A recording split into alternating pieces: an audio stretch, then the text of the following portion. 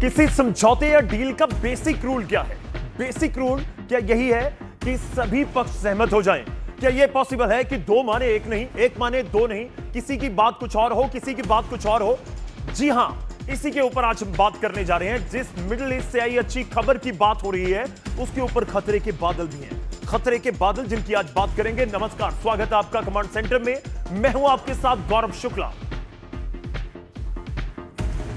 जय हिंद दोस्तों, मैं हूं मेजर गौरव आर्या और कमांड सेंटर में आपका बहुत बहुत स्वागत है। बहुत बहुत स्वागत है मेजर गौरव आर्या आपका। Thank you. मैं बात डील और समझौते की करूंगा। 107 दिनों से पूरी दुनिया को जिस युद्ध से लगातार झटके मिल रहे थे, क्या वो जंग आखिरकार खत्म हो चुकी है?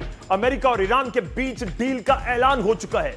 19 जून, जी हां, यह तारीख याद रखिए, 19 जून यानी आने वाले शुक्रवार को स्विट्जरलैंड में ईरान और अमेरिका के बीच समझौता होने जा रहा है। आज कमांड सेंटर में हम इसकी ही बात करेंगे। डील की एक एक बारीकी आपके सामने रखेंगे, एक एक शर्त पर बात करेंगे, लेकिन बताएंगे कि एक दूसरे की शर्तों में कौन जीता है, कौन हारा है, उसमें भारत का नजरिया क्या है, भारत के हिसाब से क्या जरूरी बात है, ये सब कुछ आपके सामने रखेंगे। लेकिन जल्दी से आपको बताते हैं कि अमेरिका ईरान किन बातों पर राजी हुए हैं। देखिए, आपको दिखाएंगे हॉर्मुज, 5 या 6 पॉइंट आप कह सकते हैं जिनके ऊपर क्या वाकई राजी हो गए। पॉइंट नंबर 1, हॉर्मुज खुलेगा, सेना की वापसी होगी, प्रतिबंध खत्म होंगे। अगला पॉइंट आ रहा है 300 अरब का हर्जाना, 300 अरब डॉलर का हर्जाना। परमाणु मुद्दा 60 दिन दिए गए हैं और लेबनान मुद्दा खत्म। इसके ऊपर हम ब्लिंक इसलिए भी कर रहे हैं, यही सबसे बड़ी कड़ी है जिसके ऊपर बात करनी आज बनती है और हम करेंगे। मेजर गौरव आर्य हमारे साथ हैं, हम बात करेंगे। लेकिन जो बात मैं खतरे की कर रहा हूं, खतरे के बादलों की कर रहा हूं, उससे ही शुरुआत कर लेते हैं। अमेरिका ईरान के पीस डील में खलल डालने वाली एक बहुत बड़ी खबर आ रही है, उसका रुख करते हैं। इजराइल के रक्षा मंत्री कार्ट्स ने कहा है कि आईडीएफ लेबनान से पीछे नहीं हटेगा।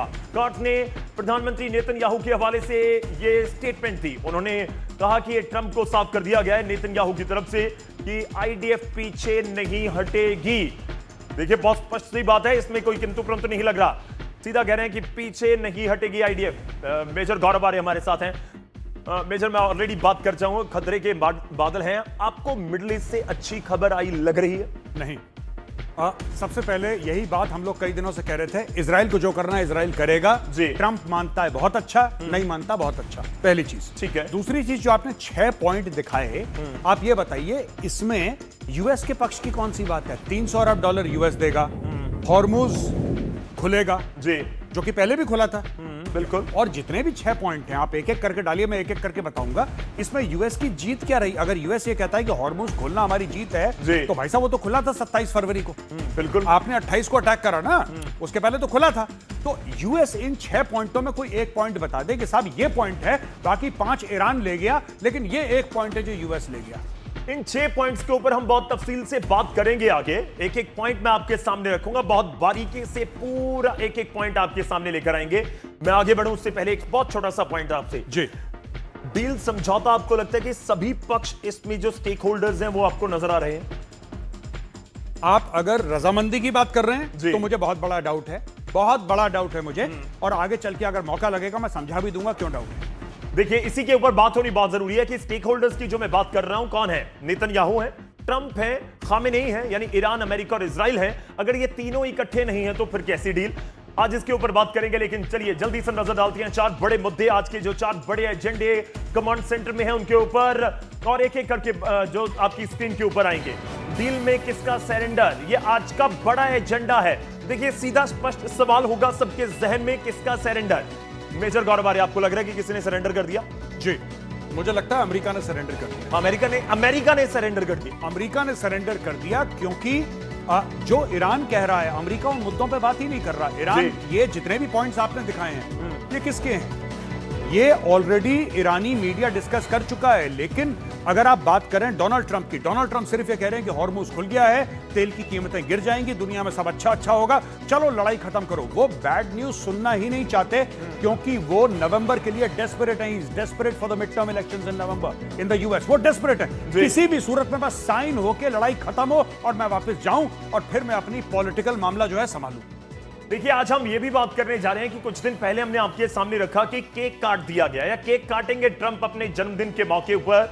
लेकिन कौन केक काट गया असल में, वो उसके ऊपर आज हम बात करने जा रहे हैं। दूसरा बड़ा एजेंडा स्क्रीन के ऊपर लाइए, जिसके ऊपर बात करेंगे ट्रंप के जन्मदिन वाले गिफ्ट को नेतन्याहू ने टुकड़े टुकड़े कर दिया। नेतन्याहू ने लेबनान पर हमलों को लेकर साफ कर दिया कि डील नहीं मानूंगा, लेबनान पर बम जरूर मारूंगा। नेतन्याहू के सामने नया मोर्चा कौन सा है, इसके ऊपर भी बात होगी। नेतन्याहू कमजोर कड़ी है या नेतन्याहू ऐसा, आपको इस समय इजराइल ऐसा देश लग रहा है जो घिर गया है या फंस गया है ट्रंप के साथ ये पूरी डील के बीच? नहीं, इजराइल नहीं फंसा, यही नेतन्याहू है जिसका मैंने पिछली बार हवाला देके आपको बताया था जी। वो कहता है कि अगर हमारे हाथ खाली होंगे ना, यानी कि जब अमेरिका ने बोल दिया था हम तुम्हें हथियार नहीं देंगे लड़ने के लिए, तुम लड़ाई बंद करो जी, अमेरिका ने बोला हम तुम्हें हथियार नहीं देंगे, नेतन्याहू का ये जवाब था कि ये मेरे खाली हाथ हैं, हमारी कौम नाखून ये जो पंजे के नाखून हैं हम उनसे लड़ेंगे, हम नाखूनों से लड़ेंगे, हमें हथियार की जरूरत नहीं है, लेकिन लड़ेंगे हम, ये लड़ाई रुकने नहीं, ये नहीं रोकेंगे। मैं आपको बता रहा हूं, इनका रिकॉर्ड है, ये नहीं रुकने वाले। चलिए, मैं इसके ऊपर आगे बात करनी जरूरी है। कौन सी लड़ाई नहीं रुकेगी? क्या इजराइल और लेबनान वाली नहीं रुकेगी या फिर ईरान और अमेरिका के बीच भी पिक्चर अभी बाकी है? तीसरा बड़ा एजेंडा स्क्रीन के ऊपर लाइए। दो बड़े एजेंडे जो सीधे मिडिल ईस्ट की जंग के साथ जुड़े हुए हैं। तीसरा बड़ा एजेंडा ज़ेलेंस्की ने शुरू किया है, क्राइमिया को तोड़ने वाला युद्ध। तो पुतिन ने किया हाइपरसोनिक मिसाइलों का पलटवार। कीव और खार्किव को रूस ने जला डाला है। ये पूरी दुनिया की उस ओर भी नजर है। ईरान के सामने ट्रंप झुक गए, लेकिन ज़ेलेंस्की को भी लग रहा है कि पुतिन को झुका सकते हैं। सवाल है कि क्या पुतिन अब खामोश बैठेंगे? ये तीसरा बड़ा एजेंडा है जिसके ऊपर बात करेंगे। लाइए चौथा बड़ा एजेंडा स्क्रीन के ऊपर, पाकिस्तान से जुड़ा हुआ। पाकिस्तान सरकार को एहसास हो चुका है कि अब पीओके की बगावत नहीं थमेगी। फील्ड मार्शल आसिम मुनीर के ऑर्डर पर गोली चलाई गई, तो अब पाकिस्तान के रक्षा मंत्री ख्वाजा आसिफ ने लोगों से कहा है कि तुम खुदा से बगावत कर रहे हो, यानी पाकिस्तान अब पीओके के लोगों को अल्लाह विरोधी बता रहा है। मेजर गौरव आर्या, हम आगे बढ़े, मैं मिडिल ईस्ट का रुख करूं। आपको पाकिस्तान के ऑक्यूपाइड कश्मीर की स्थिति इस समय क्या नजर आ रही है? ख्वाजा आसिफ तो उस लाइन को बोल गए जो शायद पाकिस्तान की सरकार को भी नागवार गुजरे। नहीं, बिल्कुल, देखिए पाकिस्तान कभी सबक नहीं सीखता। यही बेवकूफियां पाकिस्तान ने करी थी तो आज बांग्लादेश बना है, यही बेवकूफियां करी थी तो बलूचिस्तान में आग लग रही है, यही बेवकूफियां करी थी तो खैबर पख्तूनख्वा में गोलियां चल रही हैं, वहां पे अराजकता का माहौल है। अब यही बेवकूफी ये लोग पाकिस्तान ऑक्यूपाइड कश्मीर में और गिलगित बाल्टिस्तान में कर रहे हैं। ये कभी नहीं सुधरेंगे, ये कभी नहीं सीखेंगे, इनका यही चलता। अब ये देखिए, आप खुदा से बगावत कर रहे हैं, वो लोग मांग क्या रहे हैं ये तो जरा देख लो। मुझे बड़ा सरप्राइज होता है कि he is a senior person. Khawaja Asif कोई मामूली आदमी नहीं है, पाकिस्तान के डिफेंस मिनिस्टर हैं।